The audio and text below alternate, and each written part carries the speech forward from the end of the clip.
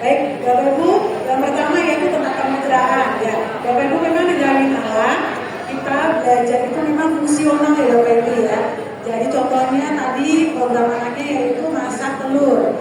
Jadi anak-anak belajar sebelum masak telur itu membeli bahan-bahannya dulu itu di warung sayur dekat dengan sekolah. Nah, bagaimana cara kami berkomunikasi dengan dengan tukang sayurnya? Kebetulan Bapak Ibu tukang sayurnya itu ramah ya, ramah dan mereka terbuka untuk melayani anak-anak kami di Grawinala. Nah, untuk anak-anak kami yang masih punya sisa penglihatan Bapak Ibu, di kelas kami sudah menyiapkan gambar bahan-bahan dan anak akan membawa gambar tersebut. Lalu saat ada di warung, dia akan menunjukkan gambar tersebut. Misalnya, dia bawa gambar telur. Ya, kemudian saya akan mengatakan kepada bapak tukang warungnya, Pak, anak saya tidak bisa berkomunikasi. Jadi dia pakai gambar ya, dia mau beli telur. Lalu biasanya bapaknya tanya berapa. Nah, si anak tahu konsep jumlah Bapak Ibu dan dia akan berkata misalnya beli 4 dengan menggunakan bahasa isyarat atau mau beli 5. Ya begitu. Itu adalah untuk anak-anak yang dia masih punya sisa penglihatan bisa menggunakan gambar. Dan bagi anak-anak yang nggak bisa lihat Bapak Ibu, kita menggunakan dengan bahasa isyarat dengan sentuhan tangan di bawah tangan. Contohnya gini Bapak Ibu ya. Nah Bapak Ibu, ini adalah Bu Nita jadi murid, kemudian saya jadi guru. Kita berkomunikasi dengan menggunakan sentuhan tangan di bawah tangan. Ya, jadi Bu Nita, aku akan komunikasi akan membeli. Bu Nita ceritanya total ya.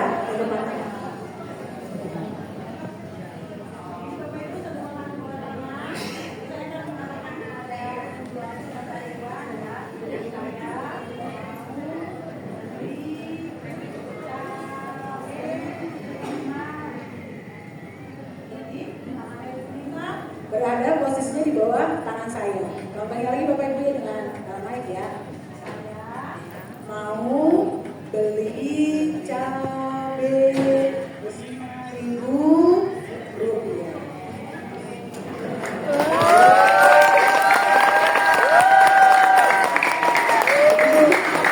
Jadi untuk anak-anak kami memang komunikasinya itu disesuaikan. Ya, jadi kalau yang dia play total yang seperti tadi Bapak Ibu ya, dengan sentuhan apa Pak? Tangan di bawah, gitu ya.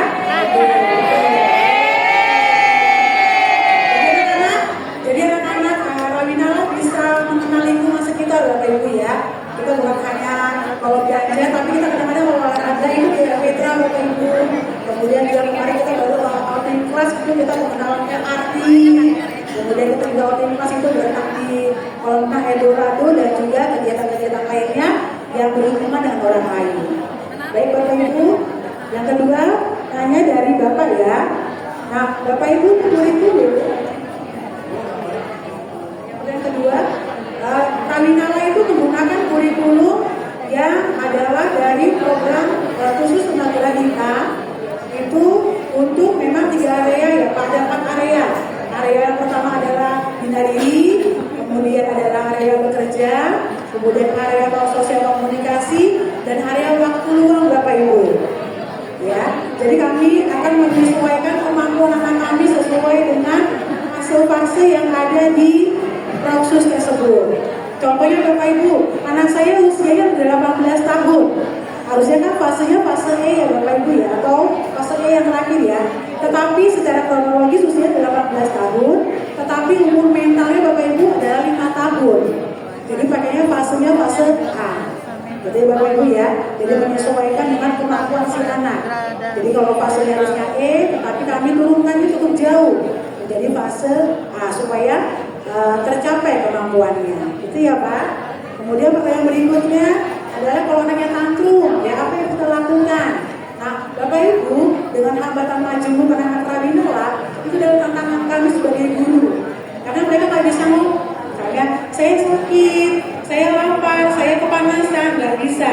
Dan anak-anak Grawinala biasanya tantrumnya itu Bapak Ibu, nah itu biasanya menyakiti diri sendiri atau menyakiti orang lain. Nah, cara kita menenangkan Bapak Ibu, biasanya kalau cukup menantang dan teman-teman yang lain nanti akan menjadi korban, kita akan menjauhkan si anak dari kelas. Ya kita akan mencari tempat yang aman, atau kebalikannya teman-teman yang lain belajar di kelas sampai si anak itu itu ya Bapak Ibu ya. Jadi intinya adalah memberikan kesempatan untuk si anak itu tenang Bapak Ibu. Jadi kalau sudah tenang, dia sudah mau lagi kegiatan ya, baru teman-teman yang lain bergabung dan melakukan aktivitas seperti biasa. Itu ya Bapak Ibu ya.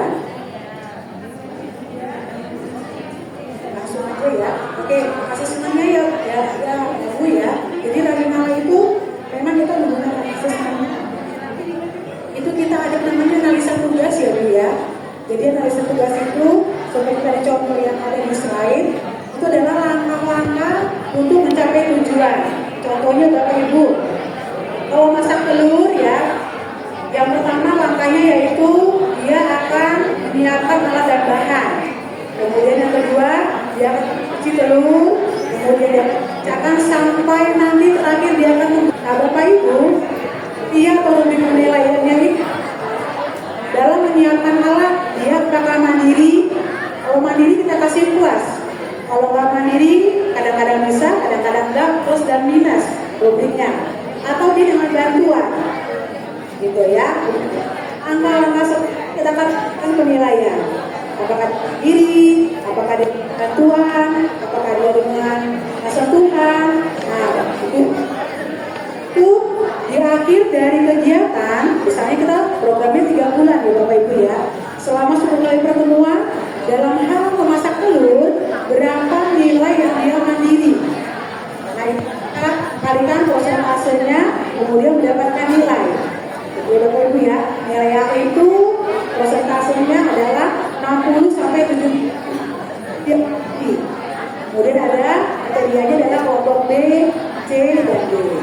Ya seperti itu ya Bu asesmen kita ya. Jadi izin menjawab tadi pertanyaan dari Bapak yang terkait dengan kontak mata. Tadi Bapak bertanyanya kontak matanya tidak ada, bagaimana cara mengembalikan kesadaran? Betul ya Pak? Meskipun kontak mata tidak ada, tapi percayalah mereka sadar, mereka mendengar apa yang kita ucapkan. Meskipun mereka tidak melihat kita, tapi mereka memahami apa yang sebetulnya mereka dengar. Jadi untuk anak-anak dengan spektrum autisme, memang masalah utama itu ada di kontak mata. Dia tidak bisa nih bicara seperti kita, saling menatap wajah, menatap mata, itu memang kesulitan. Kenapa? Karena di otaknya dia, di sarafnya dia, itu tuh ada hal yang membuat dia kesulitan melihat ekspresi erat. Tapi jangan salah ya Ibu Bapak, meskipun dia tidak menatap kita, sebenarnya dia paham apa yang kita sampaikan. Nah, bagaimana cara melatih supaya anak ini mau melakukan kontak mata dengan kita, dengan gurunya atau orang tua, orang-orang di sekitarnya.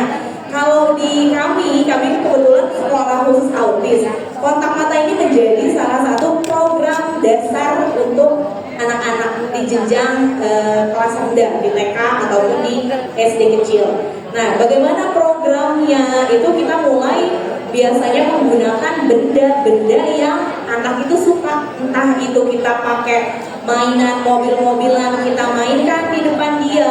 Terus kita tuh punya instrumen khusus gitu Pak. Jadi kayak misalnya, oh pas kita mainin mobilan, dia notice, dia nengok 1-2 detik doang. Ternyata nengoknya, oh berarti mobil-mobilan ini cukup menarik, tapi ternyata tidak terlalu efektif. Kita harus gali lagi apa yang kira-kira anak ini suka. Jadi kalau untuk anak autis, pendekatan awal itu kita harus tahu dulu nih Pak, apa yang anaknya sukai. Supaya apa? Supaya kita bisa masuk ke dunianya mereka. Jadi kita masuk melalui hal-hal yang mereka sukai.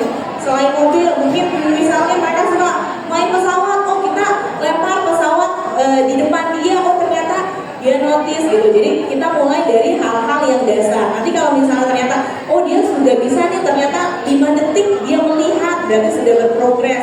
Nanti setelah itu baru kayak programnya adalah memanggil nama. Jadi kita duduk, biasanya duduk hadap-hadapan, kita panggil namanya, misalnya Bumi. Oh Bumi bagus, misalnya dia nengok nih pas dipanggil 1, 2, 3, 4, 5. Target kita adalah 5 detik. Kalau saya biasanya langsung kayak saya kasih token ataupun reward. Jadi oh kamu sudah berhasil nengok nih selama 5 detik, kamu dapat 1 token. Terus kita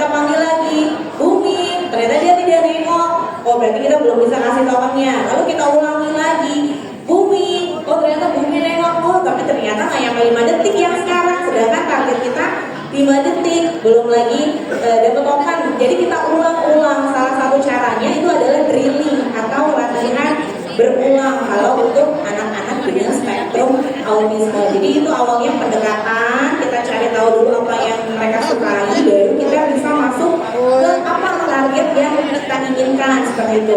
Lalu kalau untuk mencapai profil lulusan, betul nih tadi kata Bapak, kan dia meskipun kerjanya bareng-bareng, tapi sebetulnya dia tidak memahami konsep bekerja sama, dia lebih suka menyendiri, bagaimana cara mencapainya. Nah ini profil lulusan kalau saya pribadi di sekolah saya gunakan yang paling mudah dulu. Kalau memang target kita adalah kolaborasi, maka kita harus apa? Kita harus modeling, kita harus memberikan contoh. Kalau kamu mau kerja bersama, berarti kamu harus duduk nih di samping teman kamu. Kalau kamu mau kerjain bareng, caranya seperti ini dengan cara modeling. Tapi kalau misalnya dengan cara modeling tidak bisa, karena kan anaknya beragam nih kemampuannya, bisa dengan cara fisik. Jadi benar-benar harus dibantu. Ayo duduk di dekat teman kamu, ayo kita bermain bareng, misalnya, ayo kita kerjakan bareng. Jadi memang betul-betul harus butuh dukungan dari orang di sekitarnya. Mungkin ibu bapak yang di sekolah SD reguler ada anak berkebutuhan khusus agak bingung ya, karena tidak ada guru pendampingnya, tidak ada shadownya. Itu mungkin yang jadi kendala saat ini di sekolah ibu bapak semua.